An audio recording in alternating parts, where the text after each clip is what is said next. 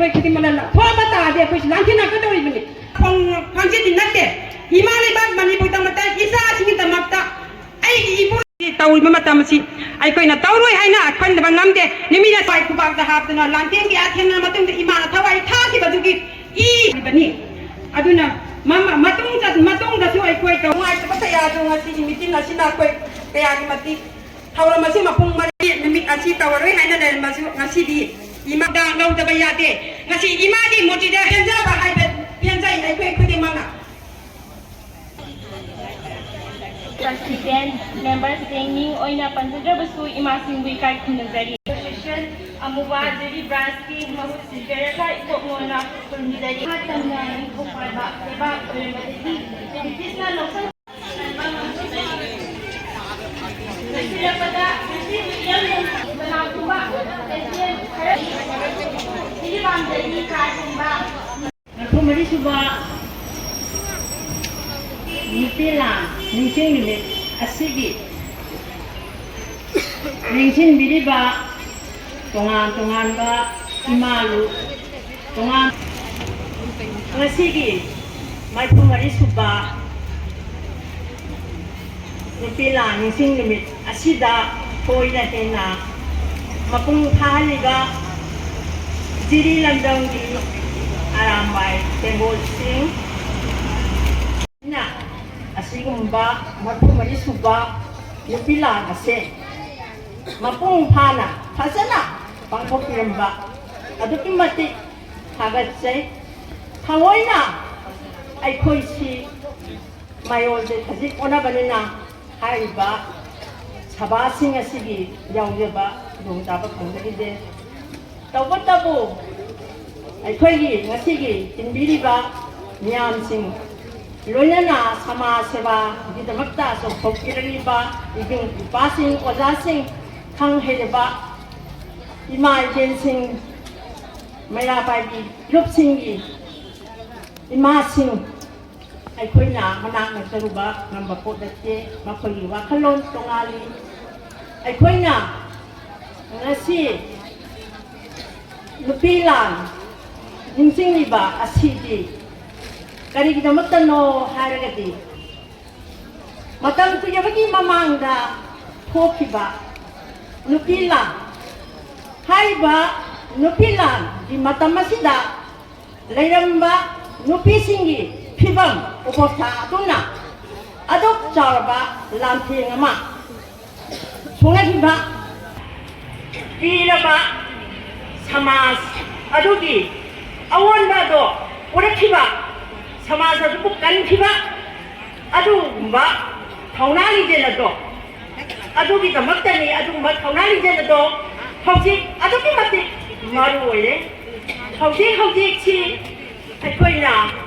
उरिबा खोलिबा मणिपुरी समस्या सिंह अखोइ नमंगना उरबनी मसिगी मता मसिदा अखोइ खंगाइरबा ओजासिंगना तोंगान बहिरंग ग्यामनुदा नैनादना अखोइ ममित पांगली थोइदोंना आइना गेना तानिंबा नुंगाइजबा कोखिबसी अखोइ कसादे बिलेबिलेबा अखोइ ओजाना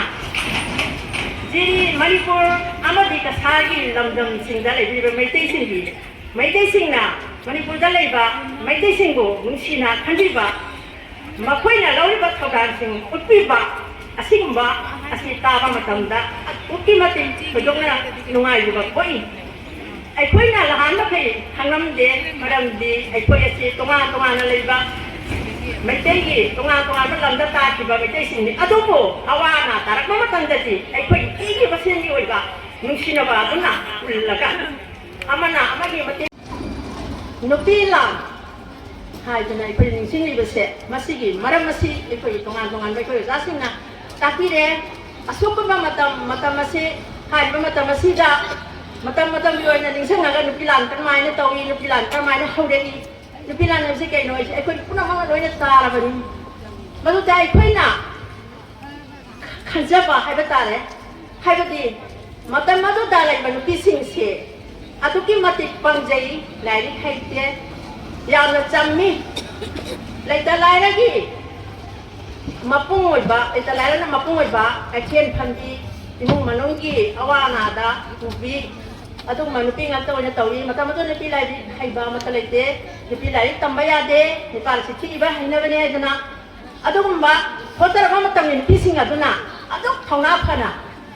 kallaba nongmi tingdoni mata sangin ni mapa changaga ai khoi tong da ya de khile ka ngat da ya di hai ki thongna ling jen ko maduni ai khoi na aboga da ni se haiba mata masida nupi sing asi kanana karam haina makhoi thongna ling bibi bagi hai tara ka di ai khoi gi lamjing puden oliba ai khoi gi irabot mabu ipa mabu ning sing bangam de mahana mata madu gi nupi sing se mamit mamai pang na ba organization camera ning khatana nupi lari tamna na ba nupi chapna na ba nupi ba thongna happy ba se mahak ne adu engineer doctor kyamna phoba nupi gi samas asida leiba nupi sing asina ngamro jaba thaba ngatani haiba thongna li je na se karam haina la ki bno hai ta la di matam madu gi awaba samas adu da ba to ma pangan thongna do roi na mat pi kre matam madu na nupa ai ba ja che oi ja bagi wani pangal lo sing thote ma khoi bo punna na pu di ba dolai ha ba ga thilan ba ma khoi ni dari santri oi na ma khoi gi asawa sai sing asi ko sanghan ba adu ma mi nai nai thang gi thaba ka do matam madu ni ba sing adu thara mi adu na nupa sing adu gi thongna pangal le ta ba mara ma sina samaja tu jan nong ba di nupi da awa ba hi henjalai le tara ni awa ba henjalai adu na matam madu dai phai khangi ai phai ngasi ta ni nei le myama kari tagi ni pilan thoi cheng ko ma pan thadok pa gi ni adu to ba gi ni khai ta adu cheng ma pan thadok ki ba si tha tare lo koi re hai lai ka adu na hai ba cheng ase sum khara thadok matam dui lamdam adu ni pising lau ba sing adu su tang na lo bi ba lo do mo na su tai sali marwang sing adu na ta ka la lom bo na dum dum thadoi matam matai ta lai ban pising masa se angang masa sing adu gi kari sali kari thakani hai tu jeng gi je numit ato lungai phambi on bi imai ne sing asam sing na numit to gi sang na bi cheng cha ki yon jaraga cheng khadi kwan jaraga masam su thana ga do bi banมีอะไรแกก็มาทั้งไอ้ค่อยขั้นเจ็กอาดูบุไอ้ค่อยฟ้องกันนะค่อยใบค่อยทวายเชมาชีดาเดี๋ยวชิ้นนั้นก็มาตั้งดาการมามีนะก็มีอะไรพวกเราวันนี้มาเรามาชิ้นน่ะชีละสูจังละสูอะไรไอ้ทุกี้ว่าขั้นละชิ้นน่ะมันขาดกันท้องน้าพันน่ะมาชีดีเจงทำสุญญาอย่างไอ้ค่อยชีสุชีนี่ให้ไปอยู่ว่าขั้นละดูมาค่อยท้องน้าเลยเจงให้ไปสิเสร็จแล้วอะไรบ้างEnglishman, dia tu paraga, hai muda. Aku ini cakap saya tak tahu pergi no. Tanda es kabuk lay devi, edempi dibong.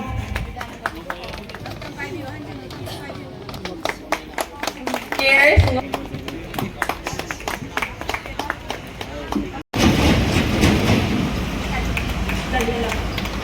Devi.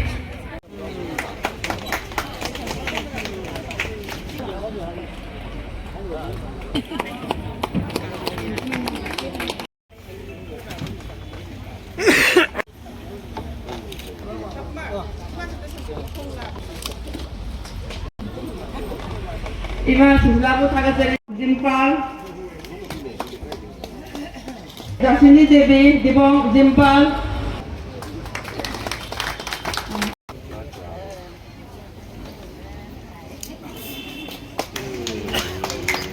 Iman Sulabu Kubaka Mom The Puhi Nagan WW Okay MG Amure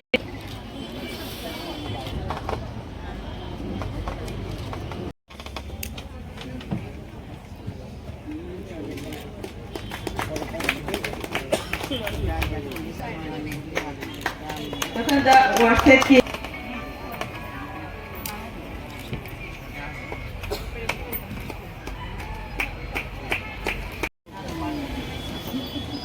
WWOKG Telugu Tagasari Matanga Sidi Amobhagi ꯅꯥꯀꯟꯗ W ꯉꯧꯕꯤ ꯊꯥꯒꯠꯆꯔꯤ